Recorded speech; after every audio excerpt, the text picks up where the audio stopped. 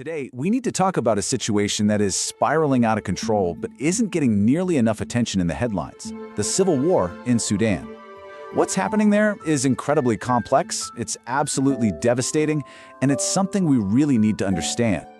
Okay, let's just start with this, because it tells you everything you need to know about the brutality. This is a quote from researchers in late 2024. They were looking at satellite photos of a city called Fasher, and the bloodshed was so immense, so widespread, that it literally stained the ground red enough to be seen from space.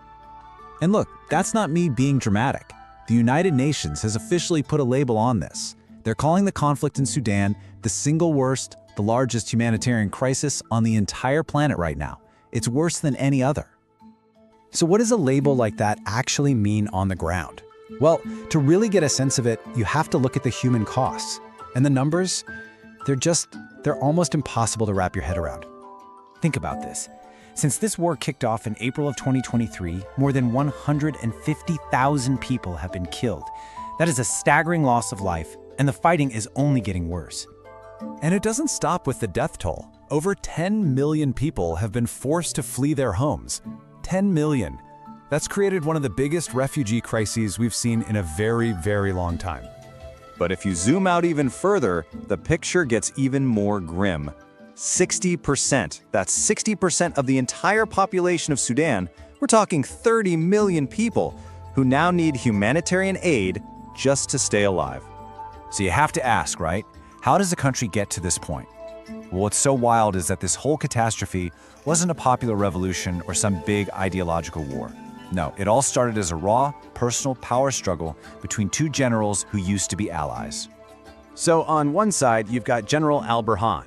He's the head of the official military, the Sudanese Armed Forces, or SAF. And on the other side, you've got General Dagalo, who most people call Hemeti. He leads a massive paramilitary army called the Rapid Support Forces, the RSF. And their whole fight, it really just comes down to three things. They couldn't agree on a plan to merge the RSF into the regular army. They were fighting over who would get to be the ultimate commander-in-chief. And maybe the biggest piece of the puzzle, they were fighting for control over Sudan's incredibly valuable gold mines. Now, to really get why this conflict is so brutal, especially the tactics used by the RSF, you have to look back. Because for them, this kind of horror, it's nothing new. This is basically their origin story. Yeah, you can draw a straight, horrifying line from the past to the present. Back in 2003, Sudan's dictator put together this brutal militia called the Janjaweed to crush a rebellion in Darfur. After they killed hundreds of thousands in what was called a genocide, that same group just got a new name in 2013, the Rapid Support Forces. It's the same people.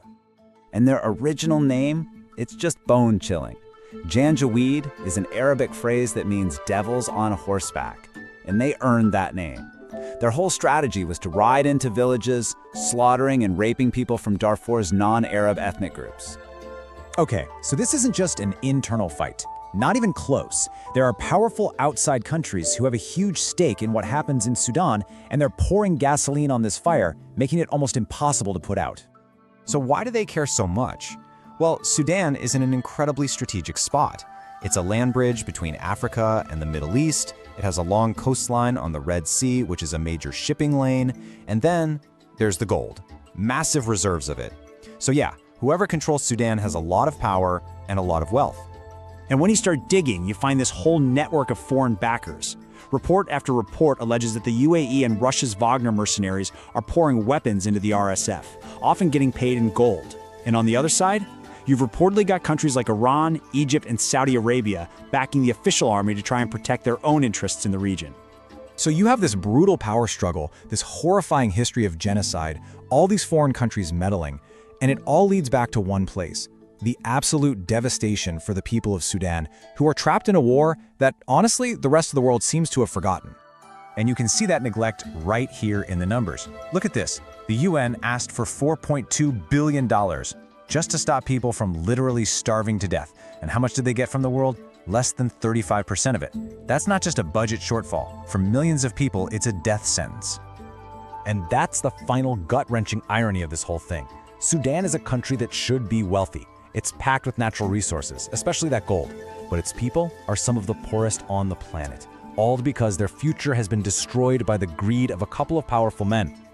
So, as we watch the RSF, the rebranded Janjaweed, continuous campaign of ethnic cleansing in Darfur, the silence from the international community is, well, it's deafening. And it leaves all of us with a really tough, uncomfortable question we have to ask ourselves as history repeats itself yet again.